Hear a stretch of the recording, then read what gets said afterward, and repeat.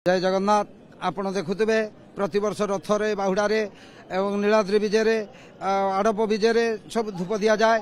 आज ये धूप देवार कारण भगवान को आम दर्शन करने प्रति वर्ष सारा मंदिर को जाती।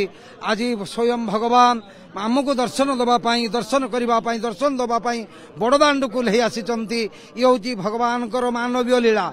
आज भगवान माँ गुंडीचांकर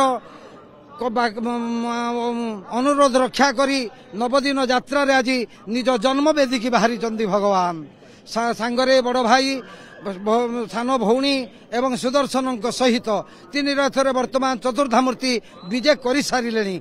आमे प्रति वर्ष सारा जगन्नाथ दर्शन करने देउल को जाती किंतु आज देउल छाड़ी भगवान आमको दर्शन देवाई। यही हूँ भगवान मानवीय लीला। यही मानवीय लीला को करने सी वर्ष रथरे बड़दाण्ड को ले आसी आमे जिमिति आम परिवार को आमे पाखरे पाइले बा परिवार दूर थाई परिवार पाखु आसिले आनंदित होता। भगवान आज सही प्रकार तांको जन्मवेदी की जाई आनंदित होउचंती। निश्चित यही समय स्वर्गर देव लोक पातालर नाग लोक मर्त्यर सबु पुण्यात्मा एठी आज सूक्ष्म शरीर रे विराजमान करिसंती।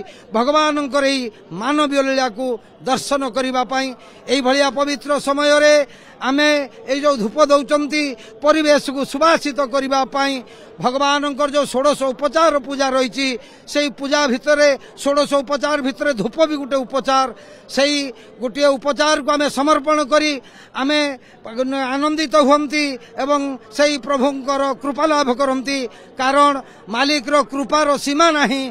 आमे केवल कृपार पात्र हवा दरकार। सेथिपाई आमे समस्ते समर्पण मनोभाव रे आज बड़दाण्ड रे महाप्रभुंक गतिरे शरण पशिचंती। शरण पशिबा पई उपस्थित होइचु केवल तांको कृपा लाभ करिबा पई।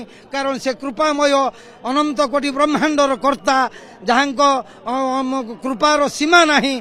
केवल आज आमे तांकरी कृपा लाभ करिबा पई तांकरी सन्मुखरे सेई चकाचका नयन को दर्शन करी आत्मविभोर होबा पई आमे भी दर्शन करी आत्मविभोर होउचंती। सेई एई होउची भगवानंकर मानवीय लीला। जा हो एई भलिया पवित्र समय आमे उपस्थित होई आनंदित होउचंती। जय जगन्नाथ जय जगन्नाथ जय जगन्नाथ।